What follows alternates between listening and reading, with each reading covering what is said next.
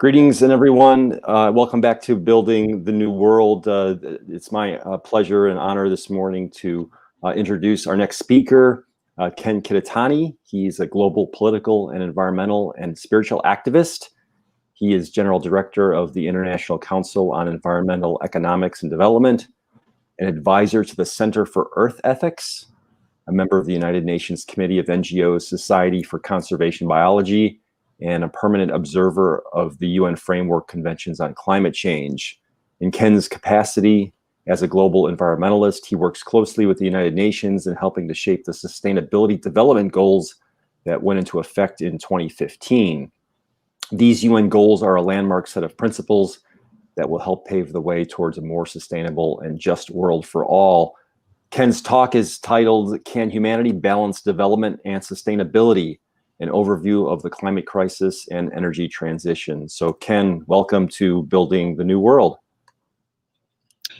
Good morning to you, Stephen, and thank you for the introduction. I'd like to just say my greetings to everyone who's listening. Good morning, good afternoon, and good evening from wherever you're tuning in. It's my pleasure and honor to be here to talk about climate crisis, climate emergency, climate breakdown, and the various types of solutions that are being offered by governmental institutions, international agencies, again, think tanks, scientists, civil society folks, and of course, people of the different faith traditions all over the world, essentially the stakeholders from all over the world. I think most of us who are tuning into today's talk are of the opinion and agree that we are facing as humankind this great climate crisis. I think according to the most recent statistic, we understand that 90% of humankind and 96% of Americans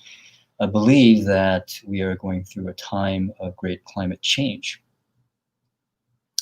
For the most part, most of us also understand that this climate change and climate crisis is due to the anthropocentric causes, in other words, due to human activity. Of course, there are other arguments and facts that point to the fact that climate crisis, global warming are due to other types of natural environmental factors. But nonetheless, the biggest influence and impact that is creating this type of climate crisis and climate emergency is really due to the human activities that are being carried out by pretty much people living in the first world nations or the so-called developed worlds. And the people who are the greatest victims are the people who are living in the developing nations, that is the poorest 1 billion or perhaps 3 billion people of this planet.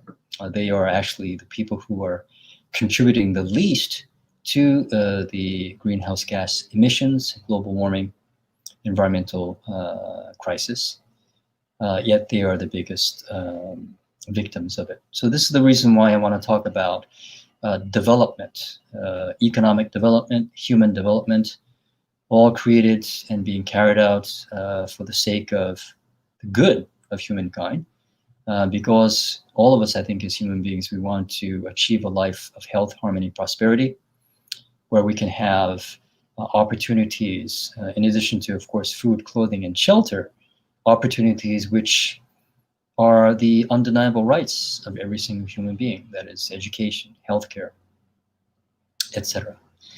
And to begin with, I'd like to talk about the overview of what we are facing, what we're encountering now in terms of the climate emergency. And then go into a little bit of the details of what are solutions that are being offered, and then at the very end talk about how we need to work together to bring about these solutions to this climate crisis and emergency. Just to let you know that I'm going to just talk about these things without going into too much detail because of a lack of time.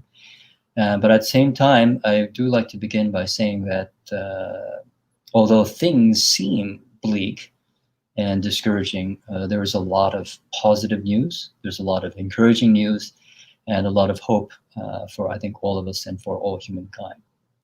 So I'd like to start with that positive note and hopefully end with that positive note. So the first thing I want to talk about is the overall view based on scientists and experts from around the world of what type of situation we are facing. This is why I like to use the term climate crisis or climate emergency, climate breakdown, and of course climate justice, as opposed to just climate change. I think the time to use the expression climate change is over. I think it's important for us to understand that humankind is in a time of climate crisis or climate emergency. I do also want to add that it's important for us as, I think, citizens of the world, not only the United States, but all over the world, who can grasp and understand the crisis that we are in, is to not lose hope and to understand that it's important for us to keep a neutral view and also to cultivate different ways in which we can overcome climate trauma and climate grief. I will talk about that briefly. What's amazing is that from about 2 years ago, one sector of society that's making the most effort in signaling this climate crisis are basically the children and youth of the world. The children are marching for climate justice, and they are basically calling us out. By us, I'm talking about adults, people in leadership positions. Essentially, they are speaking truth to power.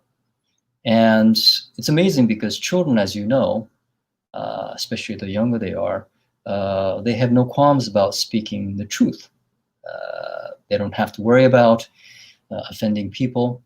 That's not in their consciousness. So they have the unique ability to cut through all of the fog that exists and to be very, very direct. And I think the children are doing the youth are doing a wonderful job, whether it's the different youth activists that are becoming well-known or have become well-known in the past several years concerning climate change, starting with, of course, Greta Thunberg. There are now many movements in the world led by the youth about climate justice. And this has reinvigorated the environmental movement in the world, the ecological movement in the world, and given us a lot of energy for those of us who have been working in this sector for quite some time. And a lot of changes have been made as a result of this. And one of the things that all of the stakeholders in the world have come to realize that the solutions have to be inclusive, equitable, and based on solidarity. Now, the good thing is that from the governmental side, the various governments throughout the world have gotten together, whether it's through the United Nations and whether it's the UNFCCC, the Framework for Climate Change Conference, and come up with various types of paradigms or blueprints that will help guide all of us in a direction for sustainability and sustainable development. In other words, how can we together overcome this climate crisis and climate emergency in solidarity so that essentially no one is left behind? In other words, a world that is built for everyone. Now, this type of framework, which has been released or proposed by the United Nations, there are two main frameworks, which I'd like to briefly talk about. One is the United Nations Sustainable Development Goals.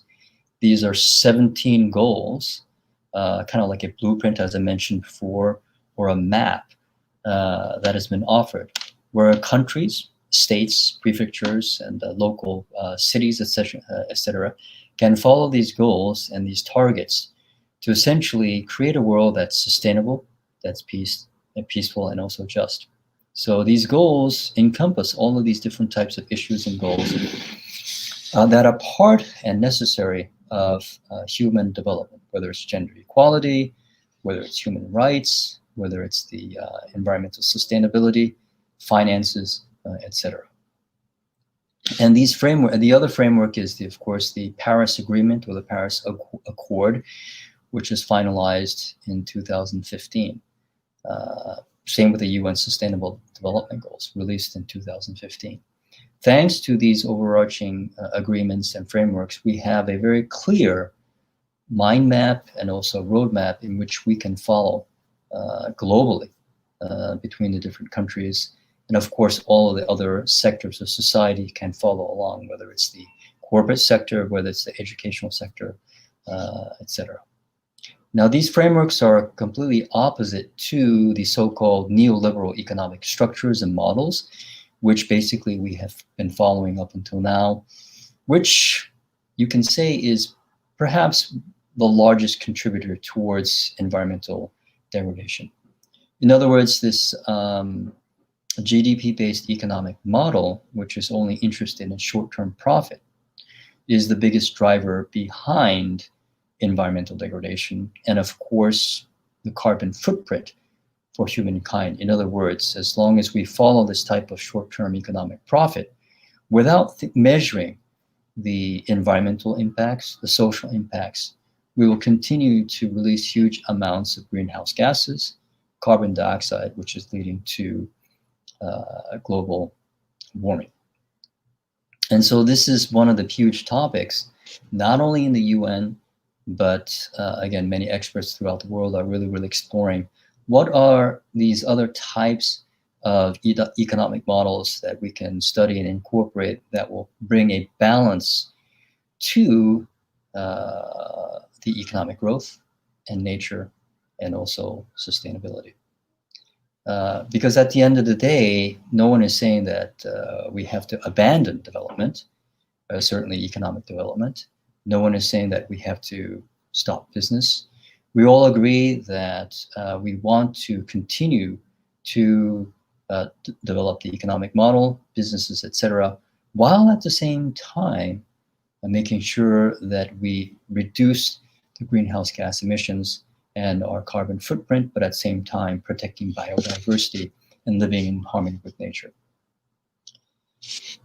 As I mentioned before, it's really the people living in the developing nations which have been hit hardest. And if you go to places like Africa or Asia, especially if you talk to women from the indigenous communities, they have been for decades saying things like, well, what is happening? Is the creator or God punishing us? And this is the reason why they say these things, is because these communities have been experiencing long droughts, aberrant weather patterns, which is creating huge food insecurity, economic instability, also leading to, again, violence and huge issues concerning environmental refugees. On May 11th of 2019, this is last year, the observatory in Mauna Loa, Hawaii, that is the Mauna Loa Observatory, reported that the CO2 levels of this planet had reached 415.26 parts per million. The last time this was, the carbon dioxide levels were so high, was more than 3 million years ago. This is an alarming report that was revealed to us. And not only that, just to jump ahead, in October of 2018, 2 years ago, exactly from this month, the Intergovernmental Panel on Climate Change, the IPCC, these are basically scientists from all over the world, top scientists, released a report of a long-term study where they essentially said that humankind will have to keep the elevation of the temperature, the global temperature, because as what's happening now is the temperatures are rising steadily. So in order for us to reduce and solve this climate crisis and emergency, humankind altogether will need to cap the elevation of the global temperatures at 1.5 degrees centigrade. And at all costs, we have to make sure that it does not exceed 2 degree centigrade elevation. And the reason why this came out is because in 2015, as I mentioned before, two things happened. One was the United Nations and 193 countries came together and released the 17 Sustainable Development Goals. Again, the roadmap for us to follow if we are to achieve peace, justice, and sustainability. It took 2 years of negotiations.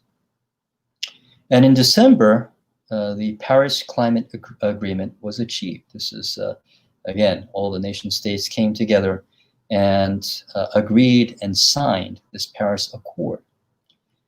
This Paris Agreement, you can look it up on yourself, by yourself, basically was an agreement between different countries, the 193 countries that signed up on this, agreeing that they will do everything they can to follow these sustainable development goals, and also to make sure that the temperature elevation does not exceed 1.5 degrees centigrade. So this is amazing because all of these nation states, basically the countries in the world, agreed to this. However, the issue was that the science was not there to prove this. So this is why the governments, commissioned all these scientists through the IPCC to come up with this report, and they came up with these, released these results of these studies in 2018, October. Now, what was fascinating was while the Paris agreements and negotiations were going on in December, there were a lot of people in the streets shouting 1.5 to stay alive, 1.5 to stay alive. And this was a big impetus, encouragement for the governments to really actually put these words inside of the documentation. It was truly fortuitous. Now let's talk about what's the difference between a 1.5 centigrade elevation and a 2 degrees centigrade elevation. As we get closer to a 2 degree elevation, the coral reefs will all die off, the Arctic ice will disappear, and the permafrost, which has been frozen for millennia, will melt more intensely and then release methane gas, which is far more serious than carbon dioxide. It is said that we have 12 years, the scientists said that we have 12 years since 2018 to make necessary changes in the infrastructures of our societies and cities and countries so that the temperature does not go above 1.5 degrees centigrade. What this means is that we collectively, humankind, on Mother Earth, planet Earth, we need to reduce the greenhouse gas emissions, in other words, the carbon dioxide emissions, by 45% of what it is now by 2030, and reduce the carbon dioxide gases emissions to 0% of what it is now by 2050. These are the two milestones or goals that we have set for ourselves. Once again, in order to cap the temperature elevation at 1.5 degrees centigrade, we need to make sure that by 2030, the carbon dioxide level in the atmosphere is reduced to 45% of what it is now, and 0% of what it is now by 2050. Now, unfortunately, 2019, rather than reducing the greenhouse gas emissions, it increased. This year is also increasing. So there's a huge challenge that we are facing. There is greater awareness amongst all of us, humankind, but there needs to be much greater action. So what do we need? We need basically disruption on all levels. For example, litigation to curb actions that release greenhouse gas emissions, whether it's by governments, certainly multinational corporations that are responsible for large greenhouse gas emissions, such as mining and extraction, agribusiness, that's industrial farming and agriculture, these kinds of things.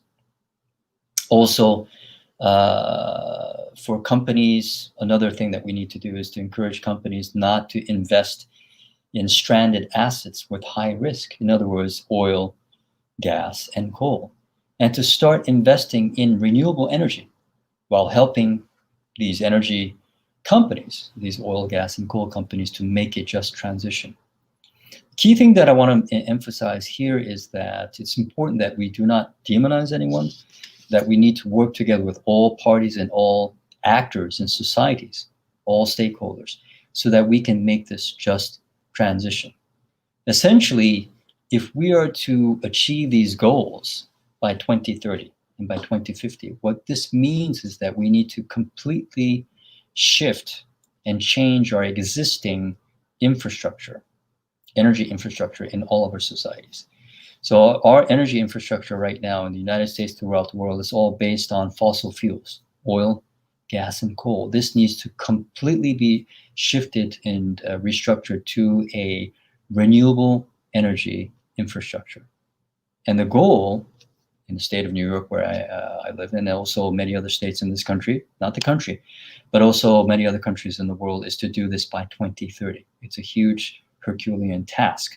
But again, by 2030, can we really completely change the existing fossil fuel infrastructure to a renewable energy infrastructure? So this requires a huge just transition. It means that we need to help all those people who are employed in these carbon polluting industries, such as coal, oil, and gas, to shift to a renewable energy production. So we need to create jobs and training for all those people who are working in these types of industries, so that they can transition to a completely new renewable energy type of job and employment. So this is another huge task that we have. You may have heard about the Green New Deal.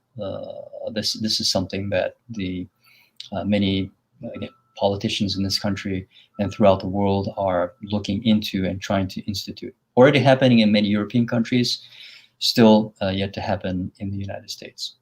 So the just transition, working with, again, energy companies to make this huge energy infrastructure change, is a huge task.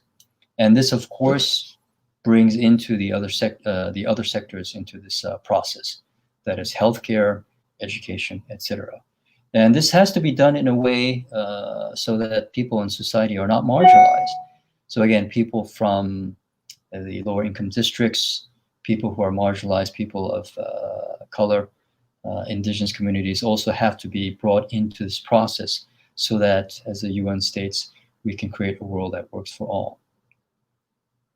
And one of the last things I want to talk about is one of the mechanisms that the United Nations has brought into to make this energy transition is the carbon market, carbon trading. So I won't go into this because it's a little bit complicated. You can look this up on your own. Essentially, a carbon market is something that's being discussed and not finalized at the Conference of the Parties, the COP25 conference last year. They still were not able to come to a complete agreement. But hopefully next year, when they have the COP26 conference, all of the member states of the United Nations, the 193 countries, can come to an agreement so that this carbon market and carbon trading process can be implemented. Essentially, this will help in the reduction of the greenhouse gases and carbon dioxide. Why? Because carbon markets aim to reduce greenhouse gases and emissions cost effectively by setting limits on emissions, by putting penalties, imposing penalties on governments and companies that emit too much greenhouse gases, and also providing economic incentives for achieving the emission reductions for companies and also governments. So this is a complicated process that's being discussed, and hopefully this can be agreed upon next year at COP26, which will be convened in Scotland. So this is an important piece to the process. There is a lot of controversy to this, especially when you talk about, again, the new economic models, and when you have discussions with the indigenous communities and indigenous people. Why? Because some parts of the carbon market process does not take into consideration the protection of the most biodiverse areas of the world. So there's a lot of discussion there amongst stakeholders, especially the different faith-based organizations and values-based organizations and the indigenous communities, concerning how a solution can be created in instituting carbon offsets while at the same time protecting the most biodiverse areas.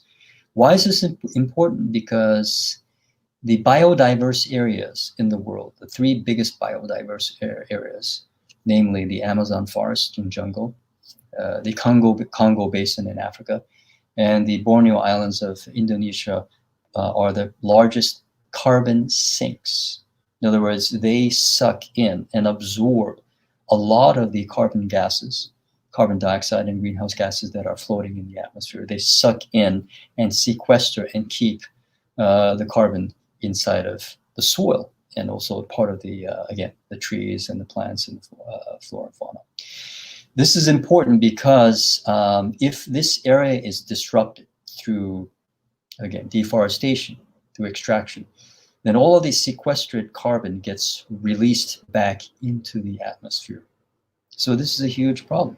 If we are to reduce, again, the carbon levels of carbon dioxide to 45% of what it is now by 2030 and 0% by 2050, then what's absolutely necessary is that these carbon sinks, the Amazon, the Congo Basin, and the Borneo forests of Indonesia, have to be left undisturbed. Not only that, we need to do a lot of tree planting and afforestation. There are other types of nature-based solutions that are being discussed and being implemented.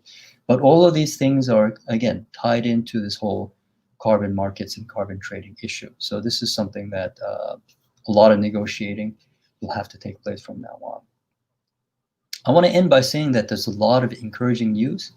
It's very unfortunate because a lot of this is not, played on the media outlets, whether it's the conservative or the liberal media outlets that we watch every day, whether it's CNN or Fox News. Very unfortunate because there's a lot of great movement that's going on. I was very encouraged last year when I participated in a lot of the meetings at the UN and side events, which were part of the Climate Action Summit carried out in September of 2019. Very encouraged because, again, many governments in the world, not ours quite yet, but most governments in the world, especially in Europe, most businesses, large financial institutions, banks, investment corporations, a lot of the major insurance companies, a lot of the also small to middle-sized businesses are already heavily involved in this work. In other words, they are divesting from fossil fuels, but at the same time helping these fossil fuel industries to make a transition. They're heavily investing in these green funds that will help fund the production of renewable energy to make this transition from, again, the fossil fuel industries and infrastructure to the renewable energy infrastructure. And a lot more great work is being done in terms of creating the infrastructures to make this all happen.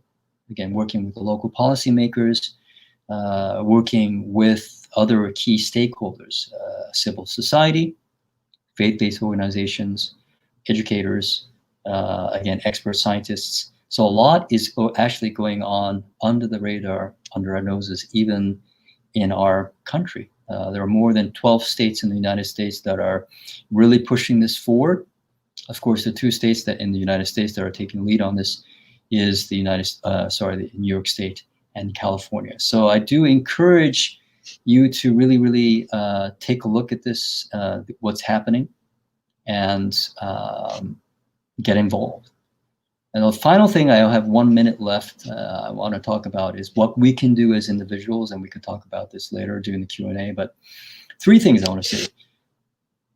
Take some kind of action if you want to make a change. Make it personal. Do something in your life, such as recycling, use more public transportation, eating less meat, getting involved in organic farming, getting involved in different types of organizations that are already doing a lot of work in environmental sustainability, etc.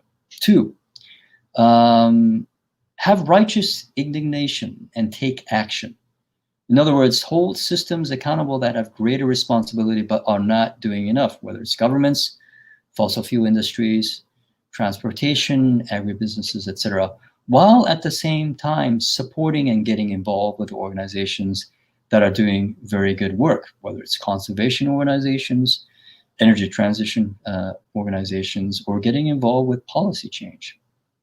And last but not least, number 3 is to visualize And imagine this world we're all trying to create, this co-create. In other words, a just, peaceful, healthy, and sustainable world that has no fossil fuel pollution, a truly equitable world. So I'd like to conclude, and looking forward to the question and answers afterwards. Great. Thanks, Ken. Yeah, we got some good questions in there, so we will get to those when we get to Q&A after Satya. So let me just bring up his introductory slide and bring him into the stream. And let me just do your introduction. Satya, welcome. So Satya Sundar Bhattacharya completed his doctorate at Visva Bharati University and received a master's degree from Calcutta University. He focuses on soil health and food security, vermicompost, earthworm biology, plant medicinal compounds, agricultural waste management, and nano-fertilizer. He also holds patents on novel soil conditioners. Presently, Satya is a professor of environmental science at Tezpur University in India, where he leads the Soil and Agrobioengineering Lab. He has published more than 50 papers in academic journals and has peer-reviewed several others. In 2018, he received the Gandhian Young Technological Innovation Award from the President of India. So Satya, welcome to Building the New World. Thank you, Stephen. So it was a very interesting as well as very alluring talk of from Kane, and it was. I'll just follow the same direction while giving this talk over here. So I'll just I'll ask Stephen to please put on my presentations here.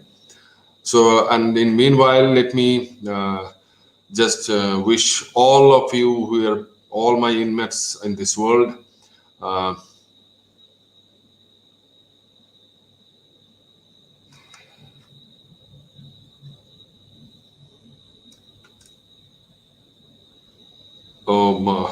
in this world, and the same thing, and a good morning and good evening, good afternoon to all of you. And I do have your slides up, just so you know.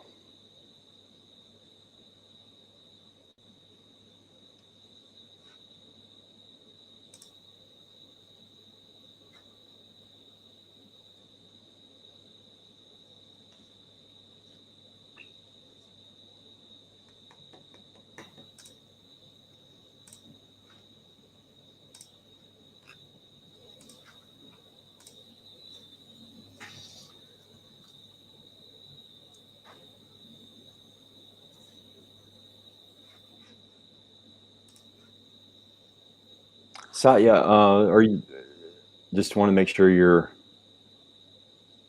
still connected here? Are you having any? Are you able to hear me?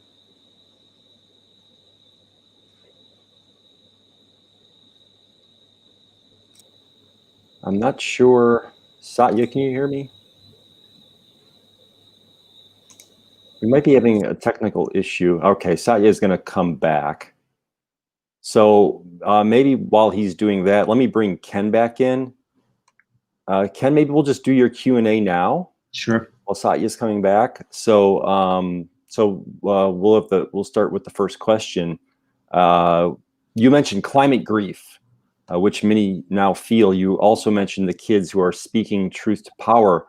With our numbers growing, when do you think we will reach the tipping point on the climate crisis issue? That is such a great question. Again, coming from a philosophical, ethical, but spiritual point of view, but also just practically speaking. So I want to talk a little bit about climate grief. Basically, we need to deal with that because it's becoming like this daily PTSD that all of us are experiencing individually or as a family and even societally. And now that's compounded by the whole coronavirus pandemic. So I do encourage all of us to find some way to deal with and resolve and overcome this climate grief, whether it's through mindfulness meditation, some spiritual practice, spending time in nature, some type of practice that you find effective in overcoming climate grief. At the same time, also joining different types of support groups, that also work on supporting people with climate grief, and also just looking to the future in terms of the hope and the possibility, because there's so much positive information out there. In terms of the tipping point, this is a great question, because that all depends on critical mass. So people like us who are involved in this, whether it's from a practical point of view or spiritual point of view, that's what we're trying to do. We're trying to spread the word so that we can get as many people on board, like-minded people, like-hearted people from all sectors of society, to create critical mass. So the more people are involved in this, the sooner that we can create this critical mass, the sooner that we will be able to create this tipping point in a positive way. Why? Because I always use the expression, we're definitely going through a challenging time. The question is whether it's going to be a soft landing, hard landing, or crash landing. Right now, it's starting to look like it's either going to be a hard landing or crash landing. So the difference between hard landing and crash landing depends on how many people that we can get together to work together in solidarity to create this critical mass. And that also will then determine when this tipping point will occur. Yeah. I have a follow-up to that, just really quickly, because I've heard both sides of this, where people will say, well, we'll do as an individual, do the things you can do.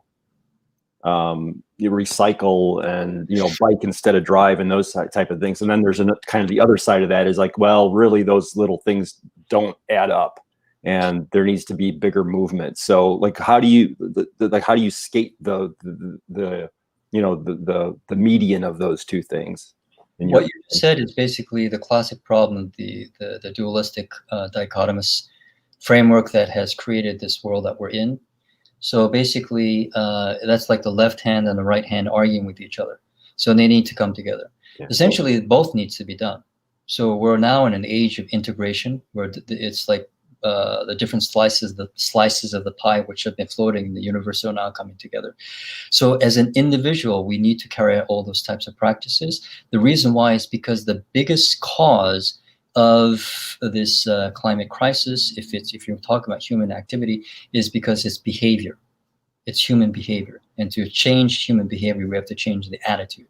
So this is why the individual practice is important. At the same time, systemic changes need to take place. And for that, the most important thing is policy change.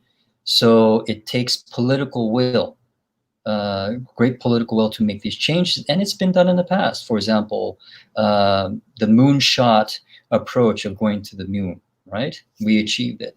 The other thing is, for example, think of great infrastructure changes that happened in the world. The Renaissance was one other time. But more closely, in more recent history, is when we converted from coal and wood lighting to electricity. When we shifted in this country to electricity, I think it's the early 20s, this was a huge deal. It caused a lot of uproar. It's that kind of infrastructural change that needs to take place. And again, same with the New Deal at the end of the wars. These types of shifts have to happen from a top-down kind of way from the government. And so this is why the huge policy change it takes political will. And this is where we as individuals can put tremendous pressure on the government. Yeah. And you had mentioned Greta Thunberg before, and as a young person who can speak unfiltered, as it were. And recently she had spoken with really intense anger about being denied her future by the adults, as you put it. And you also said in your talk a little bit early, like, we can't demonize, but Greta has done that. So how do you see the role of children, and then them really speaking that truth to the power in such a way that is holding the older generation not only responsible but accountable, and then demanding an active, generative approach? Yeah, so it comes down to the failure of the environmental movement of the 1960s and 70s and maybe the 80s, because basically we end up demonizing the other side. And this work can never be done unless you work together. You have to reach across the aisle, and you have to work together with everyone, because even so-called policymakers or people who work for these corporations have families. And so they need to be convinced. And by demonizing, that doesn't work. But that doesn't mean at the same time we condone behavior. And so what does righteous indignation mean? Indignation, it basically means having strict courage, basically courage and strict love. So there's no anger in that, but it's very, very powerful. So when the youth do that, they have that ability to speak in a seemingly angry way, but it's not toxic. So they have strict love, it's courage, courageous, tremendous courage. There may be anger initially, but then it's followed by this passion. So for us adults also, anyone who's an activist, you have to maintain the strict love, which is very powerful, speaking truth to power type of energy, but it's not toxic energy. Yeah. Thank you for that. The next question that came up was, as you said, the GDP economic model is the culprit. When do you think the global conglomerates will admit the truth and embrace a broader definition of economic success? Can you bring up that question again? Yeah, can you pull that up again, Katie? You said the GDP economic is the culprit. When do you think the global? Well, that's what's happening now. The short answer to that is it's like turning the Titanic. So incrementally, it's starting to happen because of the collapse of nature. So nature, Mother Earth, is forcing us to down to our knees, and we're beginning to realize that unless we make these changes, we will not be able to make it in time. So this is what I meant by the hard landing or the crash landing. If governments and the economic institutions can really wake up to this and make, again, like I said, like this Green New Deal kind of sweeping infrastructural change, then we will have a little bit more flexibility, breathing space.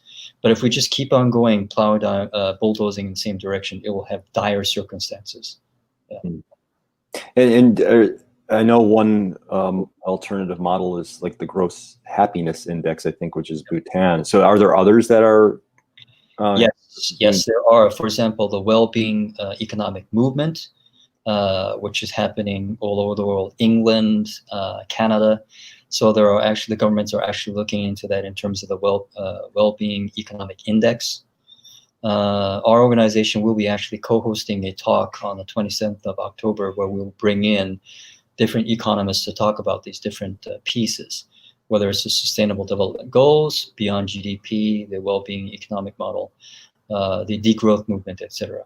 So there are different governments, again, Costa Rica and also New Zealand, that are looking at these kinds of things. But the thing is, we don't have that much time.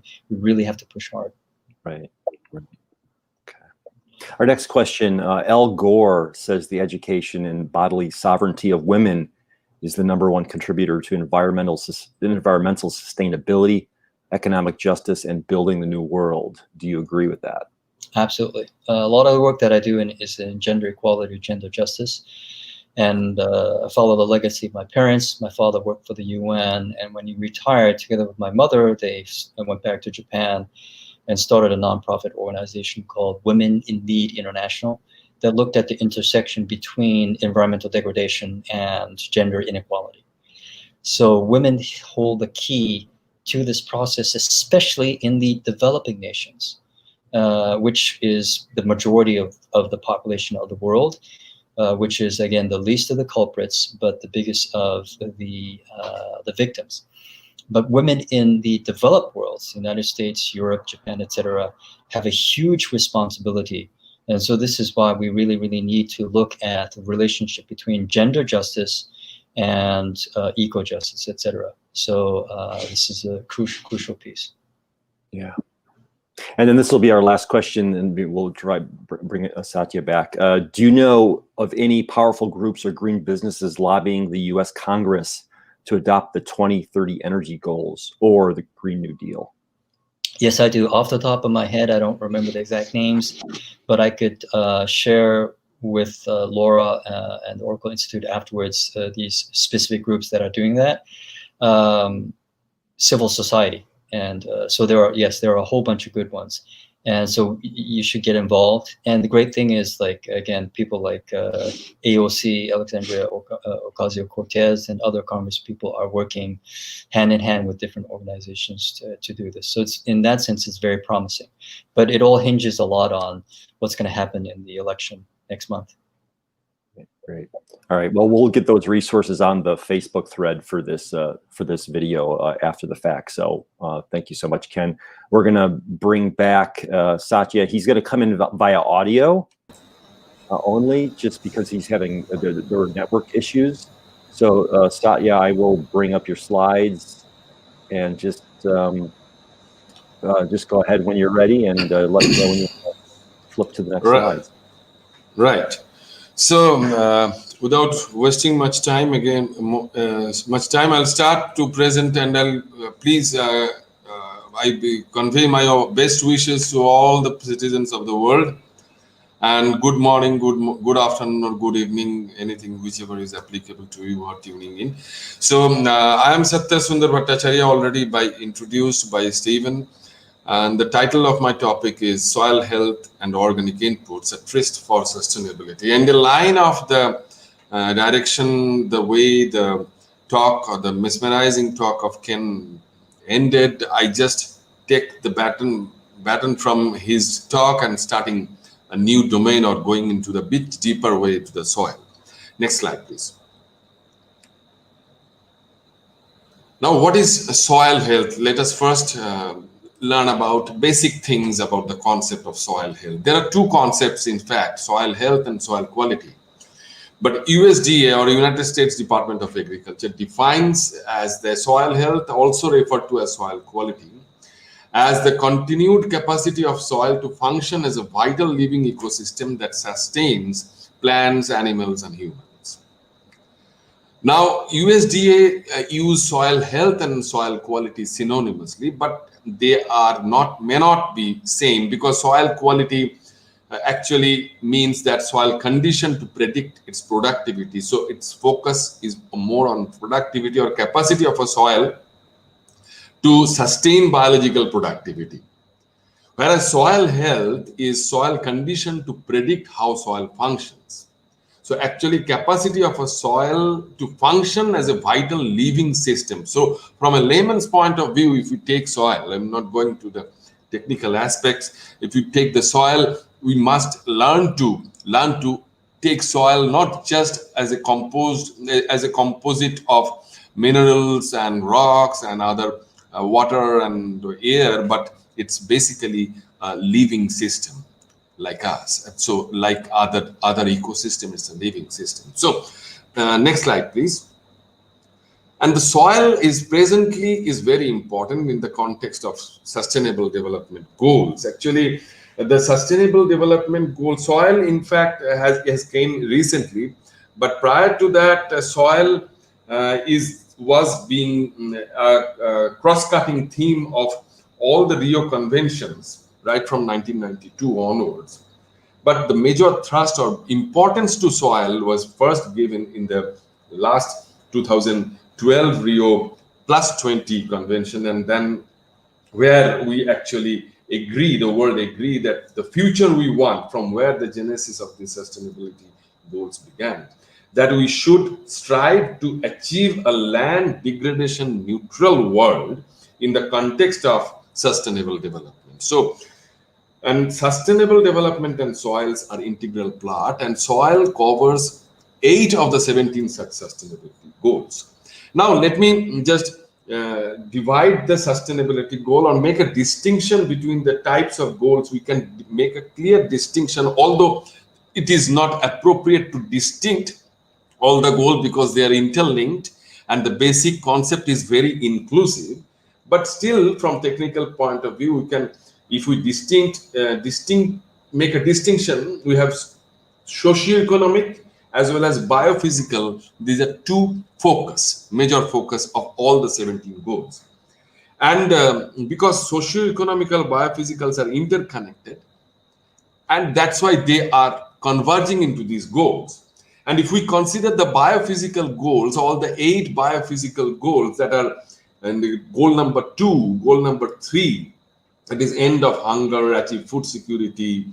Is the goal number 2, ensure healthy lives, promote well-being, ensure access to water. That is goal number 6 and 7, access to water and sanitation, affordable, reliable, sustainable and modern energy, and ensure sustainable consumption and production pattern. That is goal number 12. Goal number 13 is take urgent action to combat climate change and its impact. Conserve and sustainably use the ocean, seas and marine resources, and sustainably manage forests, combat desertification, halt and reserve land degradation or reverse land degradation, halt biodiversity loss. These are the major goals that are goal number 14, 15, 12, 13, 6, 7, 2 and 3. These are the goals where soil directly contributes. Now, we are in the decade of soil. In fact, the 2015, the year 2015 was declared as the International Year for Soils by the United Nations, and from that 2015 to 2024 is the soil decade. And now the soil has been given enough importance because it's needed. The importance is needed. Why the importance is needed to be given? Next slide, please. The importance, because soils over the world is vulnerable, now vulnerable. There are about 300,000 of soil series over the world. USA have 20,000, nearly 20,000. India have 300. Many of such soil series, which is the most specific category of all the soils, the classification category, are either extinct. Specifically in China, there are 25 are extinct, endangered, and 90. And if we consider India, we experience 6 billion ton per year of soil loss every year, and a lot of nutrients and erosional hazards are used to be faced by our country, and especially mainly the poor or the marginal farmers level. And the soil major threats are acidification, erosion, compaction, salinization, pollution, but the most important is the soil organic matter decline. That is the major, or that is the main epicenter of all the threats. And we can appreciate, and we have to appreciate that part, that the soil organic matter or the soil organic carbon vis-a-vis the soil organic carbon are very rapidly degrading. Now, next slide, please.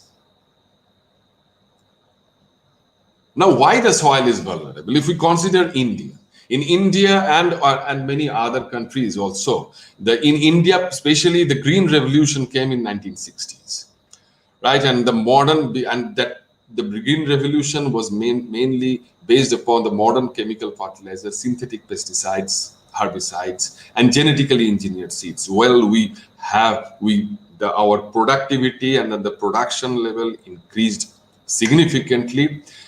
And the majority of the growth came, although it is understood that majority of the growth came because of the newer techniques, it was all attributed to the chemicals.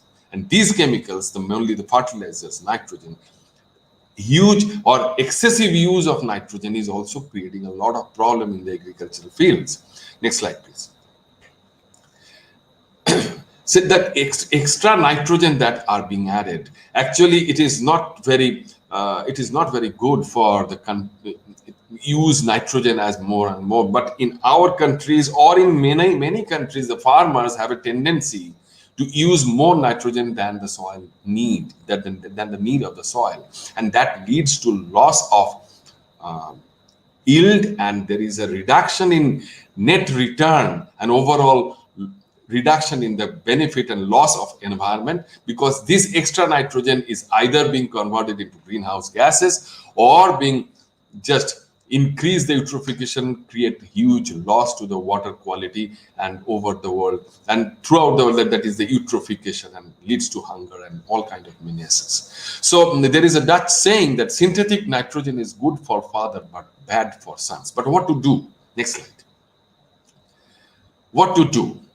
So as a human being or as an individual citizen, we can at least try to reduce food waste, less use of animal protein, and food from sustainable farming. It has been found through research results, the realization came that if we are a vegetarian, that out of 100% of the fertilizer nitrogen that has been used as an input can be recovered or can enters to our mouth, or out of that 14% enters to our mouth if we be a vegetarian. But if we are a non-vegetarian, we get only 4% to our mouth out of the whole 100% of the nitrogen that has been used. Say, for example, if we want to have 15 gram of protein, half cup of beans or a 3-ounce stick of beef equals 15 gram of protein. So go vegetarian to save the earth. That can be a motto, that can be a slogan to balance the nitrogen as well as the carbon. And nitrogen is directly related to the carbon, and both carbon and nitrogen ratios. Next slide, please. The carbon and nitrogen ratio plays an important role to reduce the carbon loss from the soil or increase the carbon dioxide production or the carbon dioxide generation throughout the world by sequestering it. Now, it has been understood throughout the world that capturing this carbon into the soil as soil organic carbon is the main goal. And we have to balance the soil organic carbon, balance between the hoarding as well as the decomposition or the emission of carbon dioxide and other gases. So this is the main target to achieve the sustainability goals. And soil can play a big role, I mean to say that, because you may not know, and some may know that soils actually is the second largest terrestrial sink of carbon. So that plays a big role throughout the world. And agricultural soils are the manipulated soils that also support our livelihood by providing food. So what is the target? How to achieve it? These are the questions. Next, please. Research realization also says that we have to maintain a SOC level, that is the zero level, critical amount of carbon input to maintain a soil organic carbon level without any change or zero change. The critical carbon input should not be less than 2.92 megagram per hectare. So we have to look out for suitable cropping systems to maintain that carbon level, at least soil organic carbon level, that to restore our soil resources. Next.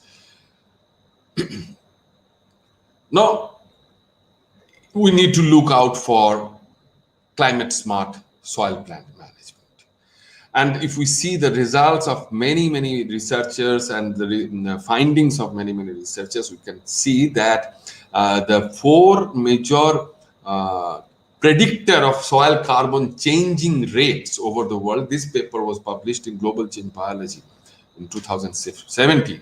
And they say that carbon input, climate, and inherent soil organic carbon pool and soil itself, these are the 4 major predictors of soil or carbon change. Actually, the carbon input, if we consider, the quantity as well as the quality of carbon input is vital for soil organic carbon buildup or soil organic carbon storage, which are related to vegetation type. And the vegetation type is controlled by climate, mainly the climatic factors like precipitation and temperature, and that interacts closely interlinked and interacts with soil environment. So all these together make up the soil, actually determine the soil organic carbon dynamics. And their crops in the agricultural areas, the crops, because we need to feed the world, should not forget that. So we need to feed the world. To feed the world, different crops are cultivated, and all the crops having some ability to restore or at least change the transfer the carbon, plant carbon to soil organic carbon to a great extent, but crop to crop it may vary. And the crop or the roots of the rice or the roots of the grassy forage crops are rich in lignin, rich in cellulose. These are all very obstinate or kind of recalcitrant forms of carbon that do not get denuded very easily.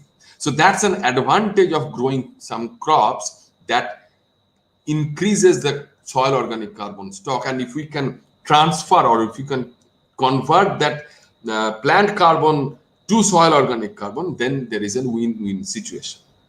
And it has also been research realization also says that whatever may be the crop rotation that we use, if we use organic in combination with fertilizers or the chemical fertilizer, the total carbon residue input increases, or we get a very significant amount of residue input, or conversion of crop residues to soil organic carbon rate is very high.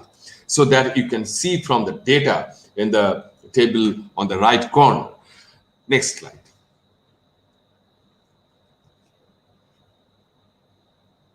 Next.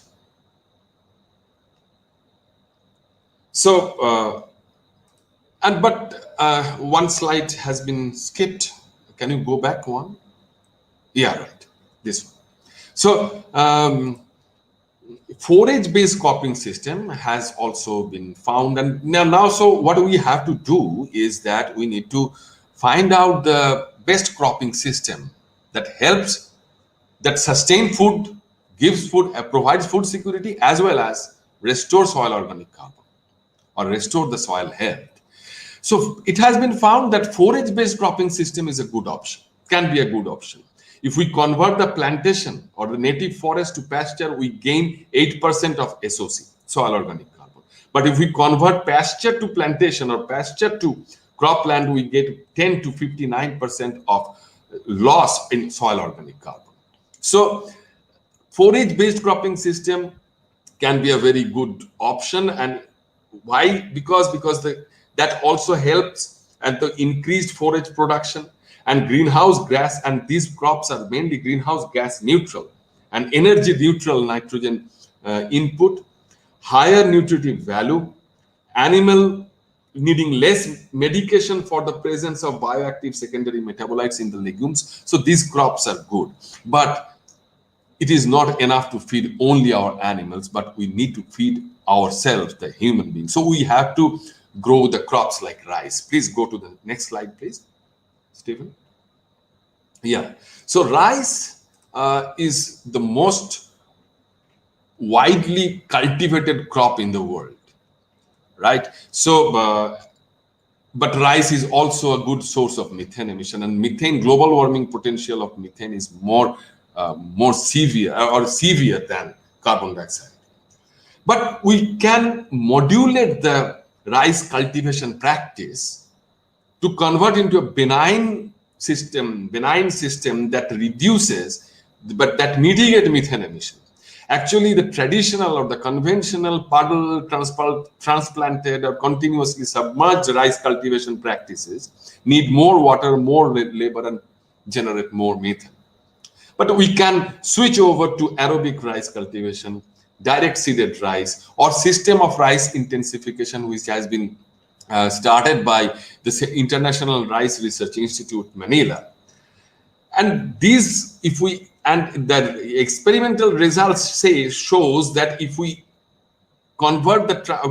just convert the transplanted rice cultivated area to direct seeded rice cultivation, the global warming potential can be substantially reduced. The direct seeded rice reduces global warming potential by 33% of the transplanted rice. And the rice straw or the field stubbles in the rice fields can also be converted to SOC if we can use judicially. But if we use in the manner it is used in India, and that's a very burning issue, one problem in India that we are facing currently is the agricultural fire. You can see this picture of NASA 2015. And if we see the picture, the red spots are the agricultural fire. Actually, what farmers used to do here, there is intensive cropping system or cropping are practiced. So the monsoon ends about September in India. So they need to also sow the new crop for the winter season to catch the season. And to catch that season, they burn the field stubble in the rice fields. And you immediately, within the proper time, at the proper time of the year and the proper season, they can cultivate the winter season crops.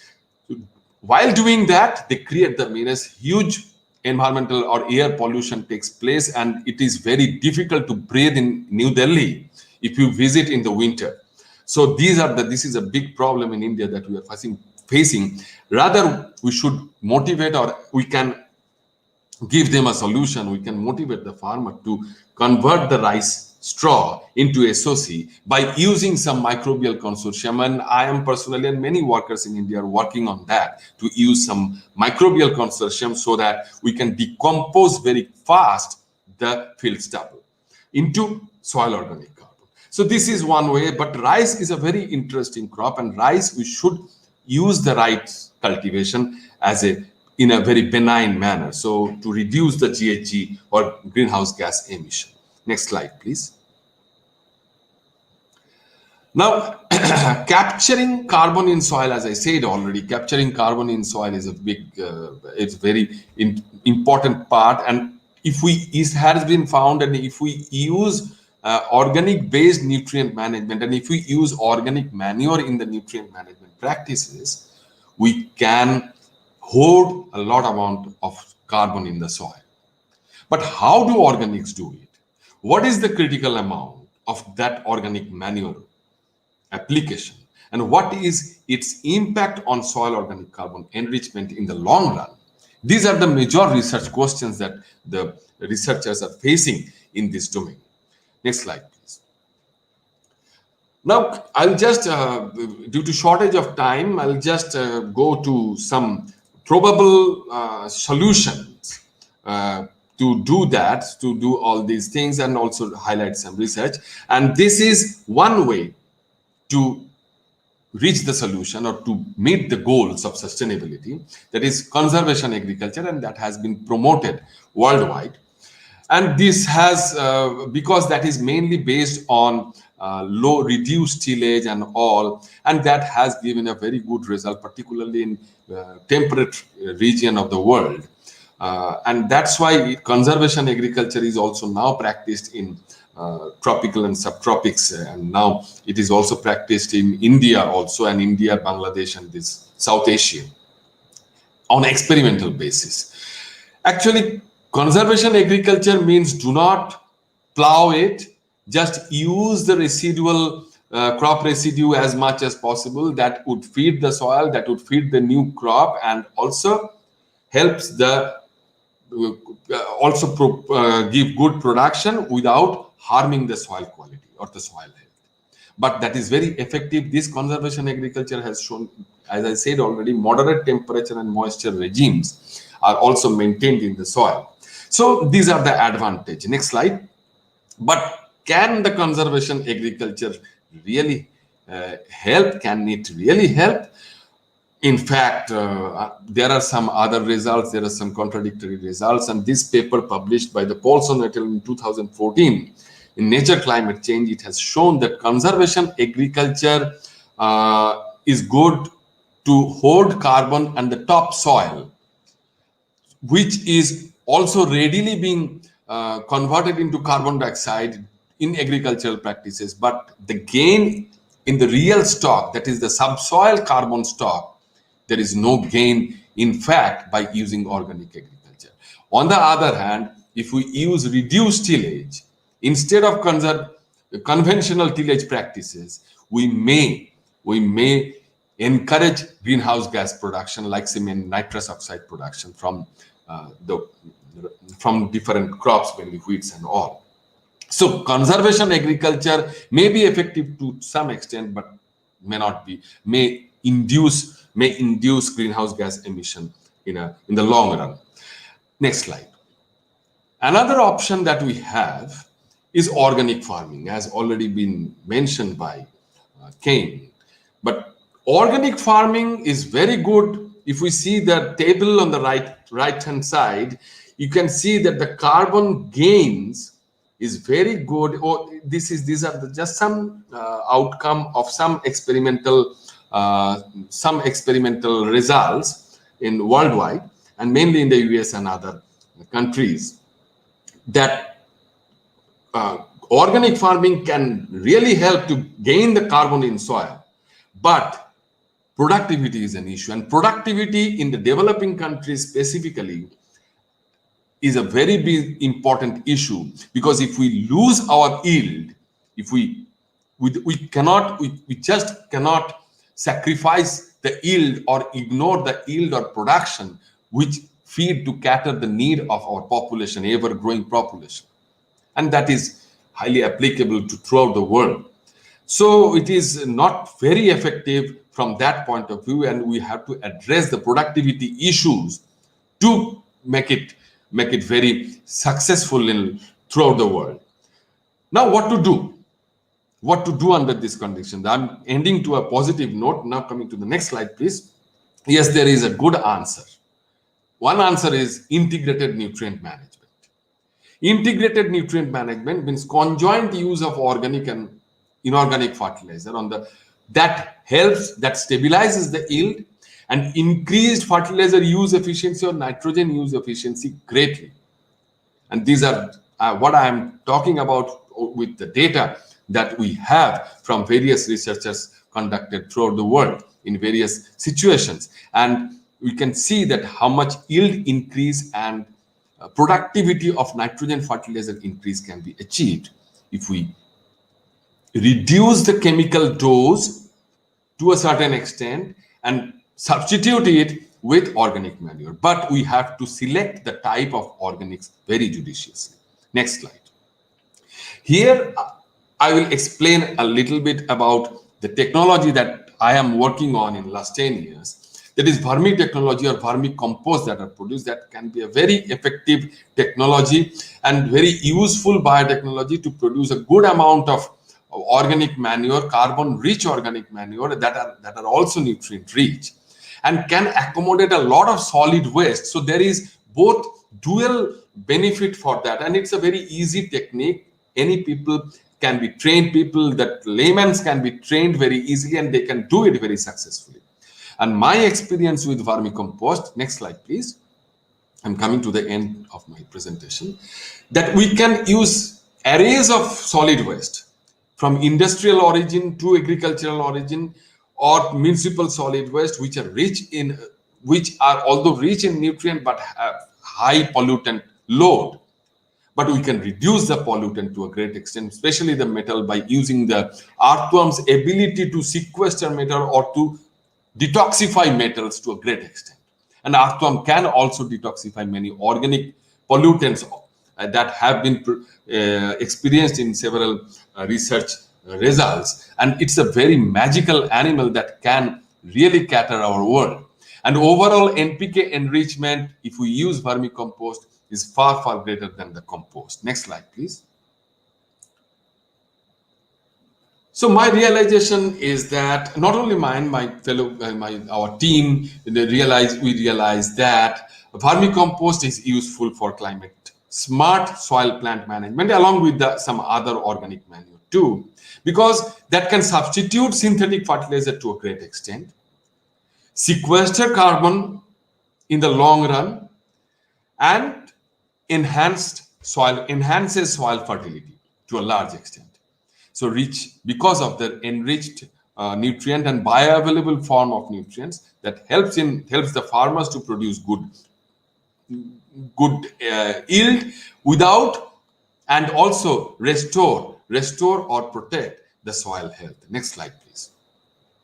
And this is a specific experiment with MSW, municipal solid waste vermicompost, over a more or less long duration rice ecosystem we have seen, and we could publish in 2019, that if we use vermicompost for a long period of time, the initial loss of oxidizable organic carbon, yes, it promotes loss of oxidizable organic carbon from the topsoil, but in the long run, that loss is compensated by formation of stable carbon compounds like the humus or humic compounds. and that balances the carbon in the soil greatly.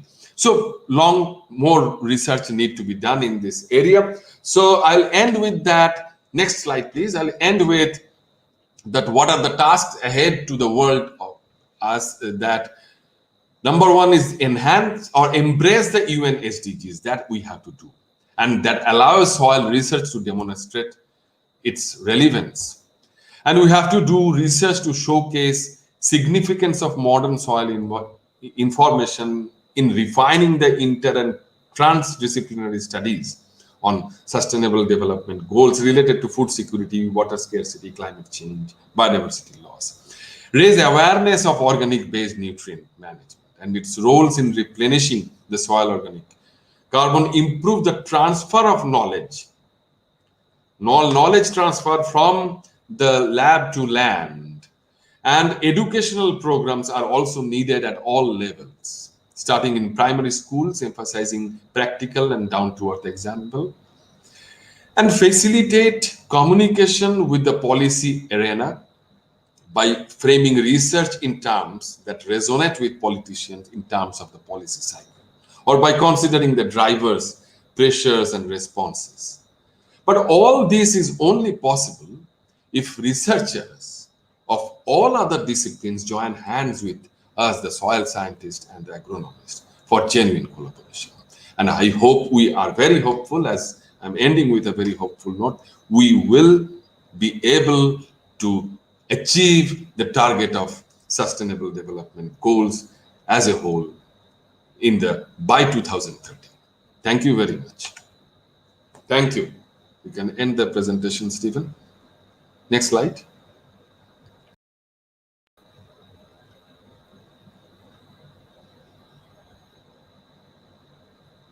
Okay. All right, Satya, thank you so much. And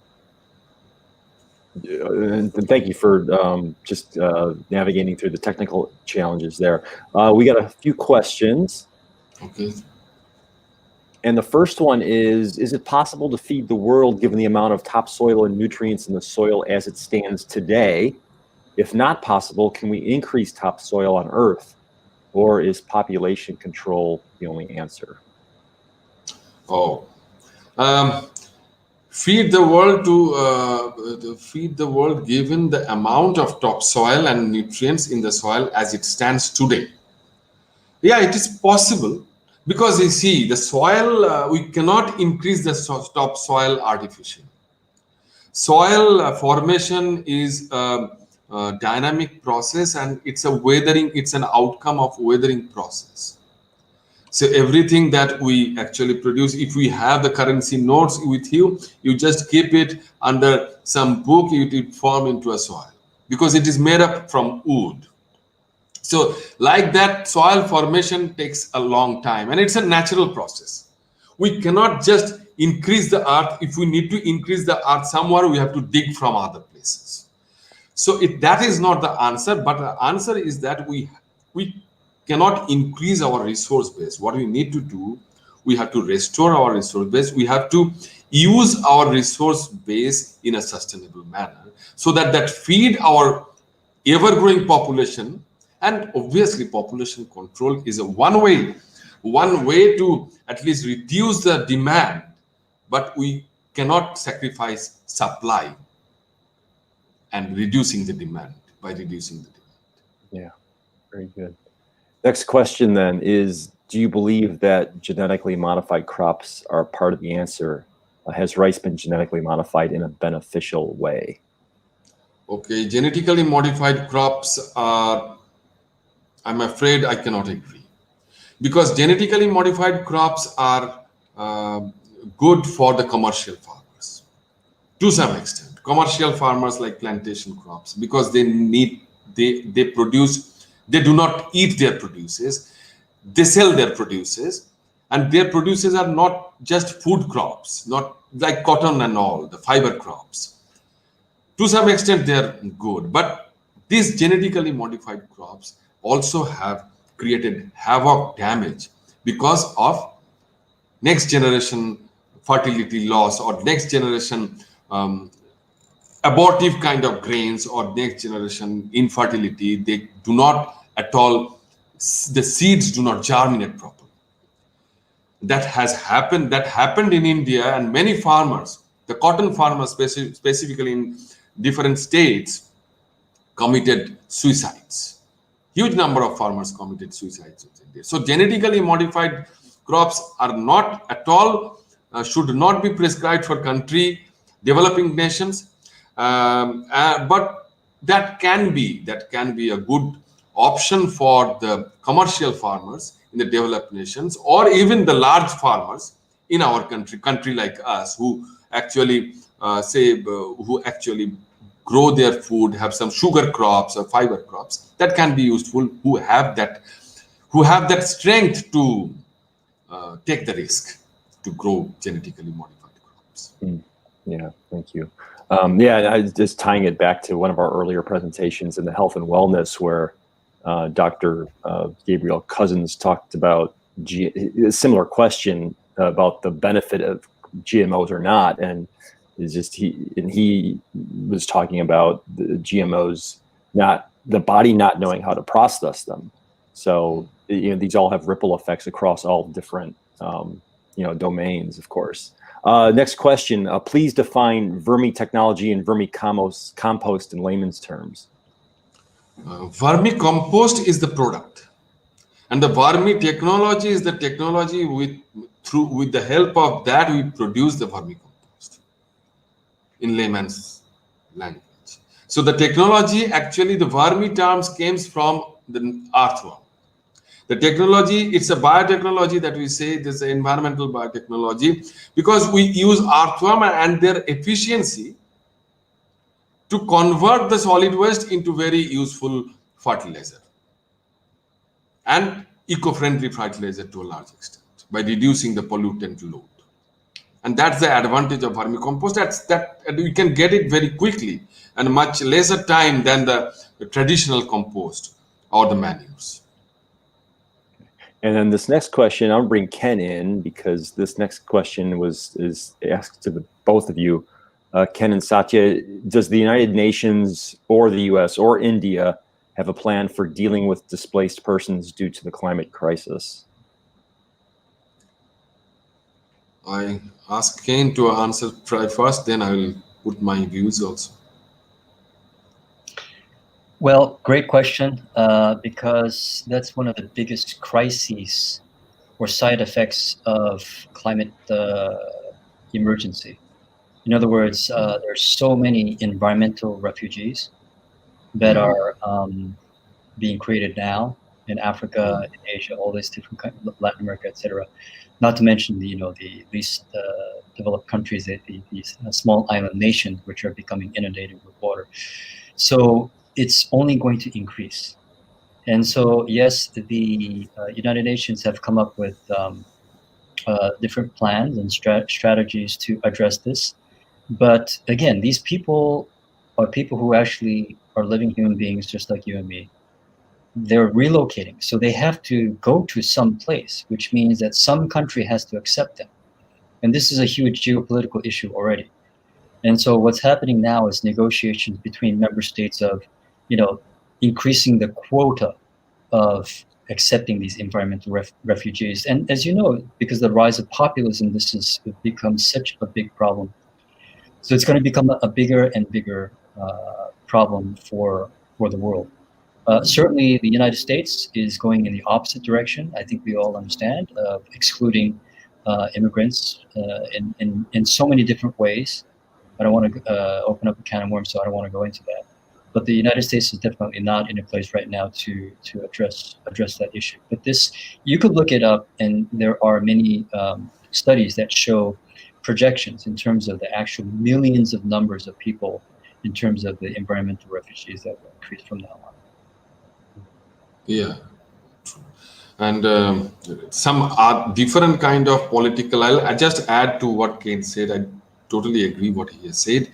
I'll just add a few things here that in addition to the term environmental refugee that we can use that in socio-political environmental refugees are also there. Say recently, if you have noticed, a few years back, we have a problem of displaced a community the community was displaced from Myanmar, and they just walked through Bangladesh and entered in India. And every day in India, in border areas that where we are living, the eastern region of the India, we are facing the problem of infiltration from Bangladesh, and that is indirectly related to climate change, I should say, because the productivity of the soils of the Bangladesh and other socio-economic reasons, people are leaving their country, every day leaving their country, and India has started some screening and issues and stringening the laws and implementation of the laws we are doing. But after all, they're all human beings. So that is the problem. That's the irony that world is going to face. Thank you. Next question. Satya's slide titled Making Soils Venerable emphasizes that healing soil has a spiritual dimension. The question is to Satya and Ken. Please tell us how your work includes a sense of cosmic holism and the power of sacred site ceremonies. Okay, I think Ken can answer better because spiritual expertise. Well, again, I think that's a great question. I think all of us who, how should I say, quote unquote, progressive people who are praying for, wishing for, and living our lives for the betterment of the world, the universe. In other words, creating a world of peace, justice, and sustainability and equity. I think we're all guided or inspired by ethics, values. And if you stretch it a little bit further, then we can include different spiritual traditions. And this comes from, I think, all of us as human beings, unless you're completely disconnected to your cultural roots. All of us as human beings, regardless of where you're coming from the cultural, spiritual roots. So in the West, it's the Abrahamic traditions. And in the East, India all the way to Japan, is the Asian religions of Hinduism, Buddhism, Shinto, etc. So these are, I think, integral parts of the culture that we're all informed in, that's embedded in our DNA. For myself, I can say that studying these different traditions has allowed me to also create a bedrock, a foundation of these types of ethics and values, and a framework for my work. And so part of the work that I do is working with, since it came up in the question, working with indigenous communities in protecting biodiversity. So there's the how should I say, secular scientific explanation, and then there's the spiritual kind of a esoteric background. The scientific secular is interesting too, because it's just as valuable. So it depends on who I talk to along the spectrum. So if I talk to people from completely secular people, say, well, I take these indigenous elders to the world's most biodiverse areas, and we carry out ceremonies or rituals on the land, but at the same time, we work with local policymakers, politicians, local leaders, and also at the federal level. And we work together with UNESCO in trying to pass at a federal and local level laws and mandates that will help to protect these places. In other words, to get these lands designated as biosphere regions so that they can be protected through international law. So that's kind of like the secular kind of explanation. But again, these places are, from the spiritual point of view, profoundly sacred traditions that we have, I think, in all of our ancient wisdom traditions, where mountains and rivers and oceans and nature is considered part of Mother Earth's body and considered to be very, very sacred. And so going to these places with the elders from different traditions serves to also recognize that spirituality and also to form a reconnection between us as human beings and the land. Right. I'll just add a few things here. So concept of sustainability, or that idea of sustainable development and the world we make, is actually, these are all philosophy is related, and philosophy, science, and or say religions, we cannot just differentiate or make a distinction between them. They're all related, because if we want to be a scientist, I have to be a if we want to be I want to be a good scientist, I have to be a good human being. And if we have to be a good human being, I have to be religious or have some spiritual value system in our mind. That may be my individualist mind. So these are all related, and we cannot just differentiate that. And why can't we learn to see sustainability as a new religion? That also is possible in the long run. Satya, well stated for sure, and a really a beautiful note to end on. So Ken and Satya, thank you so much for your presentation and for contributing to building the new world. We're just deeply appreciative for your presence, and thank you everyone for being here this morning. And we have our next presentation later on today at 7 Eastern with David Suzuki and Tara Cullis. We're really looking forward to having them present. David does a lot of presentations, particularly if you're Canadian, you probably know who he is. The two of them together is a real treat because they don't get to present together. And we're glad to have them both doing that in our next presentation tonight at 7 Eastern. So stick around for that. In the meantime, have a great day, be well, and we will see you very soon. Thank you. Thank you. Thank you.